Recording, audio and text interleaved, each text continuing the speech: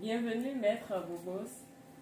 C'est un plaisir pour moi de me retrouver en votre compagnie parce que cet homme, c'est un grand homme qui inspire à travers ses enseignements. Et on a voulu profiter de sa présence pour lui poser un certain nombre de questions qui ont été récoltées auprès de nombreux auditeurs, auprès de nombreux téléspectateurs qui suivent Maître Bobos. Maître Bobos, bienvenue encore et merci d'être avec nous. Merci, salut à tout le monde, bonjour, bonsoir aux téléspectateurs, téléspectatrices, aux auditeurs du monde entier. Plaisir pour moi d'être en contact avec vous. Que la paix, le bien, le beau et le bon vous couvrent de tout le bonheur qui puisse exister. Amen. Alors, Maître Bobos, comment définissez-vous la femme? Merci, je vais définir la femme, mais ma langue n'est pas suffisamment déliée pour pouvoir parler de la femme parce que c'est la chose, que dis-je, je peux jamais dire la chose, mais c'est la fin de l'organisation créatrice de Dieu. Si je prends la Bible, Dieu aurait tout créé avant de créer la femme. Et si la vie était une entreprise ou si la vie était un sujet de rédaction, la femme serait la conclusion divine. Et ça veut dire quoi? Lorsque je prends la conclusion d'un sujet de rédaction, si je suis un peu plus intelligent, je peux déjà avoir tout ce dont j'ai besoin dans la conclusion. Parfois, vous avez un livre, vous prenez un livre dans une librairie, la première des choses que vous faites, c'est le résumé. Alors la femme est le résumé de la nature. Et les fonds diront tout simplement, la femme est le minona. Et le minona est la dame nature représentée par la femme. Et donc la femme est la dimension négative, non pas mauvaise de la vie. C'est-à-dire si la vie est une batterie, la femme constitue la polarité négative, alors que l'homme constitue la polarité positive. Les deux ensemble engendrent un champ électromagnétique ou un champ acido-basique. Et donc je ne peux pas parler de femme et ne pas parler de l'homme. Et je ne peux pas parler de l'homme sans parler de la femme, parce que les deux ensemble forment une batterie. Et cette batterie maintenant pouvait générer de l'électricité, de l'énergie qu'on peut utiliser pour faire telle ou telle chose. Donc la femme est une partie intégrante de l'homme et l'homme est une partie intégrante de la femme. Seulement que le côté perfectionnement de l'homme, de tout, est la femme. Waouh! Alors là, en tant que femme, nous sommes bénis. En tant qu'homme aussi, comme le maître vient de le dire, c'est un équilibre.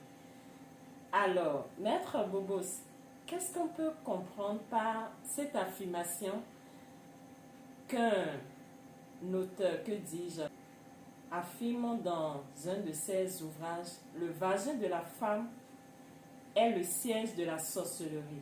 Qu'est-ce que vous dites par rapport à ça? D'abord, je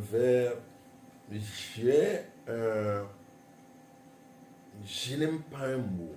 Je n'aime pas le mot sorcellerie. Parce que le mot sorcellerie n'est pas un mot de la culture africaine. C'est un mot de la culture occidentale. Ton sort est scellé. C'est ça, sorcellerie. L'usine qui fait que le sort d'une personne sera scellé, cette usine appelée sorcellerie. Or, l'appareil génital, je ne pourrais pas dire le vagin, je dis l'appareil génital de la femme contient une énergie de justice. Je dis bien justice. Et quand vous allez dans les tribunaux du monde entier, la couleur dominante sera le bleu. Et quand vous prenez la Divine Mère chez l'Église catholique, la mère de Jésus va porter un bleu spécial. Ce bleu est le symbole de la justice. Et cette justice est utilisée par nos grands maîtres, les pharaons, les podiotos, c'est-à-dire les reines mères qui auraient donné vie à des enfants spéciaux qui sont devenus des rois. Cette énergie est apprivoisée et laissée à des femmes qui au départ étaient des sages femmes. On le dit bien, les matrones étaient appelées après sages femmes.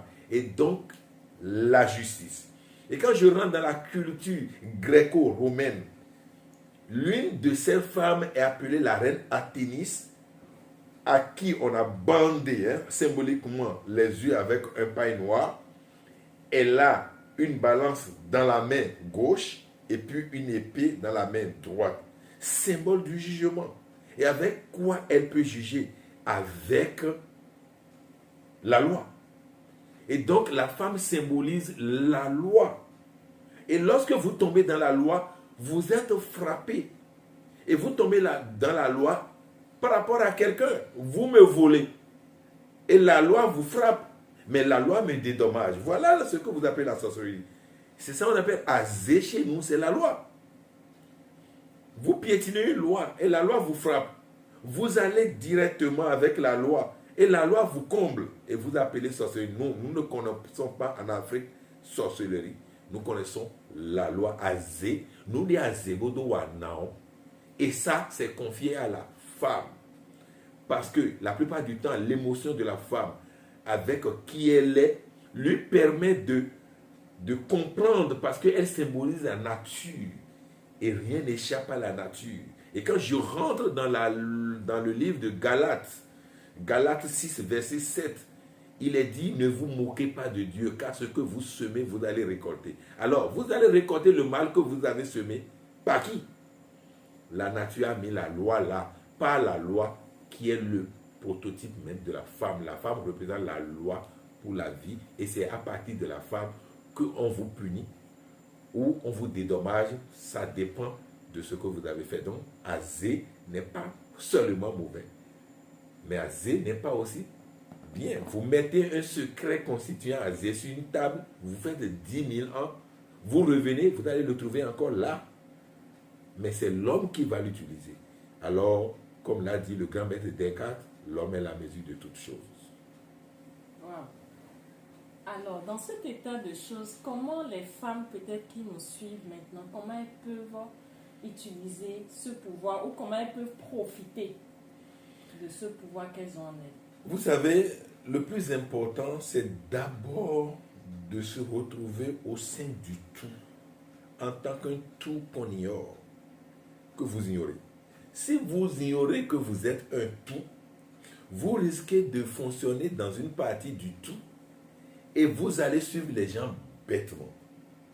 Essayez de retrouver le tout que vous êtes et vous allez comprendre. Si je me retrouve en tant que tout, ça veut dire que si c'est dans un pays et que je suis un juge, j'ai la constitution du pays, j'ai la loi du pays, et lorsque je veux peut-être juger un individu par rapport à ces délits, c'est par rapport, je dois fouiller, je dois aller vers le livre de la loi.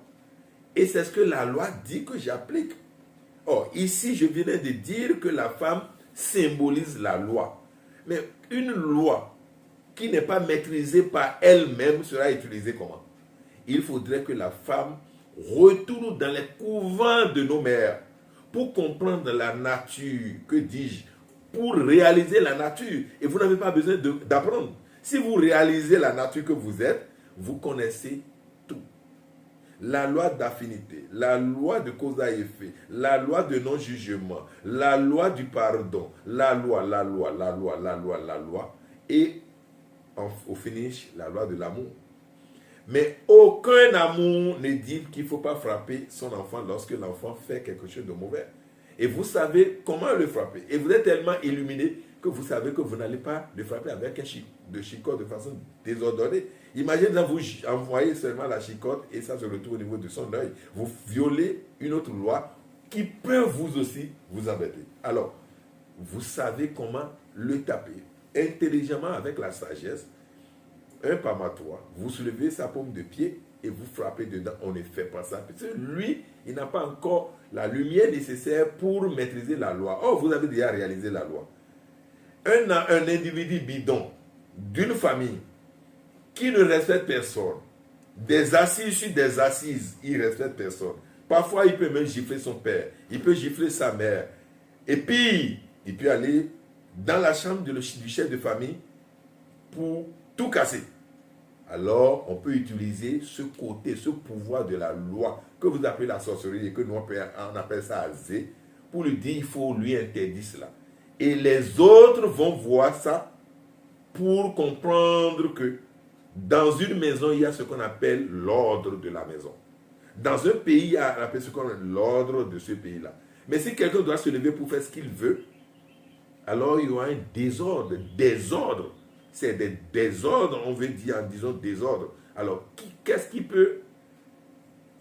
peut bouger, qu'est-ce qu'on peut créer avec le désordre? On ne peut rien avoir avec le désordre. Et sur ce, on interdit à celui-là, on le frappe, on le punit avec ce pouvoir-là. Et les autres disent, attention, si on fait ça désormais, on subit le sort de l'autre. Et un ordre commence par s'installer. Voilà comment les parents utilisaient ce pouvoir-là. Et que les Blancs ont amené en disant sorcellerie, alors qu'ils sont pires, parce qu'une bombe tombée à Nagasaki peut enlever toute la ville. Et ça, on n'appelle pas sorcellerie. Une ville tombée à Hiroshima peut enlever toute la ville. Et une bombe tombée à Hiroshima peut enlever toute la ville. On n'appelle pas sorcellerie. Lorsqu'un djihadiste finit de prier et qui prend son fusil et dit Allah Akbar et commence à tirer dans tout le monde, on n'appelle pas sorcellerie. Quel sorcier pouvait tuer, quelle femme sorcière pouvait tuer 10 personnes en un jour? Je ne suis pas sûr. Même si c'est pour provoquer un crash d'avion, elle a commencé il y a des jours et des jours et des jours. Et je parle en conséquence de cause. Elle ne peut pas, parce que seule sa pensée ne peut pas dominer la pensée de tous ceux qui sont dans l'avion, ni de tous ceux qui sont dans le véhicule. Et évitons d'aller vers ce sens-là. La femme qui s'y connaît sait ce qu'elle doit faire pour le bon, pour le beau et pour le bien. Tout simplement. Elle ne regarde pas, c'est parce que c'est le président pour juger. Ce n'est pas parce que c'est le ministre pour juger. Et c'est d'ailleurs pour ça que on a bandé le visage à la reine Athénis afin qu'elle puisse faire ce qu'elle doit faire sans regarder qui est devant elle. C'est ce que les femmes doivent faire désormais. Il faut qu'elles surpassent la brillance de ce monde qu'on appelle le Maya. Ce n'est pas parce que je suis en veste, cravate, tout comme ça, que si je fais quelque chose, la femme va refuser de le dire. Non, elle a le pouvoir de jugement. Et elle doit juger. C'est d'ailleurs pour ça qu'elle incarne la nuit. Elle ne doit pas voir quelque chose avant de juger. Elle doit entendre tout. Et à partir de ce tout entendu, elle va passer par ça pour juger. La femme incarne la nuit, tandis que l'homme incarne le jour. C'est ça, c'est de ça il s'agit. Merci, Maître Bobos. Nous, les femmes, nous devons apprendre à nous recentrer pour travailler sur la justice, le sens de la justice et trouver les voies et moyens, comme le maître vient de le dire, pour agir, pour travailler dans le sens de la lumière.